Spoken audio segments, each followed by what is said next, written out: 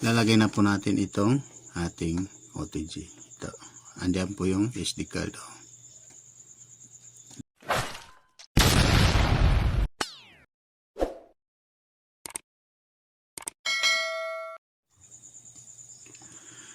Hi guys, may panibagong video po tayo guys, sorry. Ito ay para kung paano mag-reflash gamit ang mobile guys. So ito po yung cellphone na gagamitin ko. And then kailangan din guys, yung cellphone na gagamitin niyo ay supported po ni OTG. Hindi po natin siya magagawa kapag wala po siya OTG guys. So ito po yung mga app na kailangan ninyo para magawa po yun. Ito siya yung RAR. Ito po yung pang-extract natin doon sa image ng ating wifi. And then itong Droid, ito po yung gagamitin natin para ma-replace po natin siya. So ma-download po ito siya guys doon sa Play Store po. And then kapag hindi nyo po mahanap sa Play Store, ang tandaan nyo lang po yung tamang pangalan ng application. Hanapin nyo po dito sa itong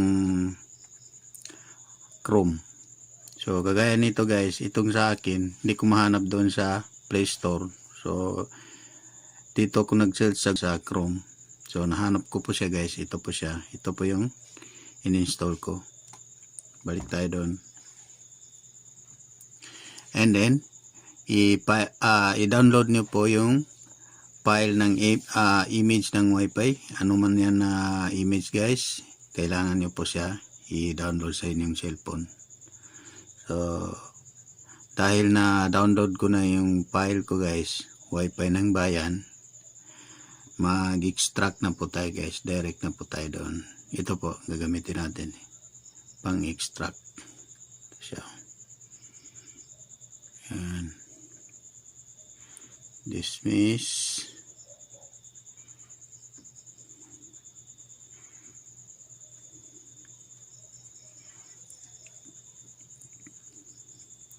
Hanapin po natin siya sa download. Ito. Yan. So ito po yung image ko guys, itong version 4. Ito po. Then click lang po natin dito sa box niya. Then meron arrow sa taas, doon po natin siya i-extract. Yan po. Click natin yan. So ito po. Tandaan niyo ito guys para madali niyo mahanap yung ma-extract niyo na file kung saan siya napunta. Ito sa akin nilagay ko sa, hindi ko na siya ililipat, yan lang siya sa download. So ang susunod natin gawin, click lang po natin dito sa OK. Yan. So yan siya guys, nag-extract na po. Hintayin lang po natin siya matapos.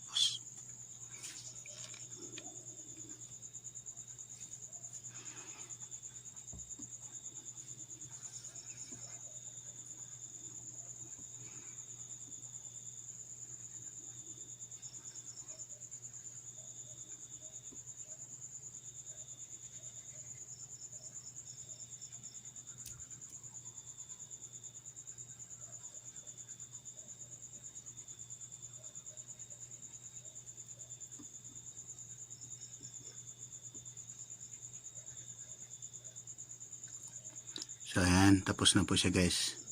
And then, para hindi po kayo malito doon sa file na na-extract nyo, ito po yung tandaan nyo guys. Malaki na po ang capacity niya. Umabot siya ng 3.23 GB.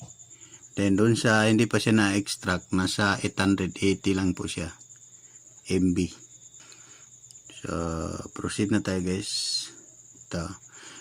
Ngayon na extract na po natin ang ating image, lalagay na po natin itong ating OTG. Ito. Andiyan po yung SD card. Lagay po natin siya. Kailangan pa natin ito siya i-format guys. Na-detect na po siya. So punta tayo dito.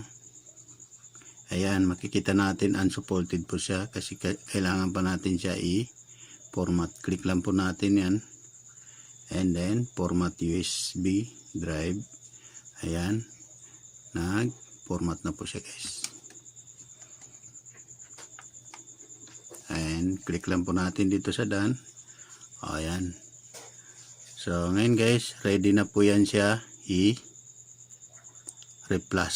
Click lang po natin dito. Ayan. Sunod dito. And then, hanapin natin yung file natin. Download. Ayan po siya guys. Oh. Ito lang pala siya guys. Oh. Ito yan. Ayan. Makikita natin siya. 3.46 GB. Ayan po siya. Click lang natin. And then ang susunod, ito po. Ayan. Okay lang siya guys. Click lang po natin dito sa baba. Ayan. Ayan. I-allow natin siya.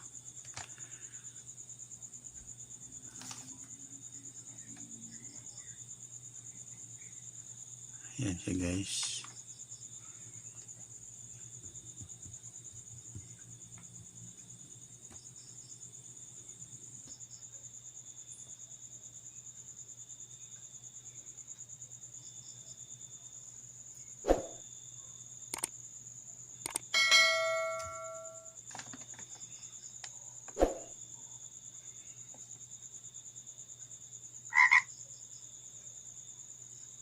So, ayan po guys, tapos na po tayo mag replace. Ayan po siya guys, makikita natin successfully written to MXT. So, ayan po makikita natin guys, successfully siya. So, may naka-indicate naman dito sa baba na unsupported kasi replace na po yung SD card. Hindi na po siya mariread ng ating cellphone. Iba kasi yung nakapaloob doon sa ating SD card. So, maraming salamat guys sa panonood. Sana po may natutunan kayo ngayon.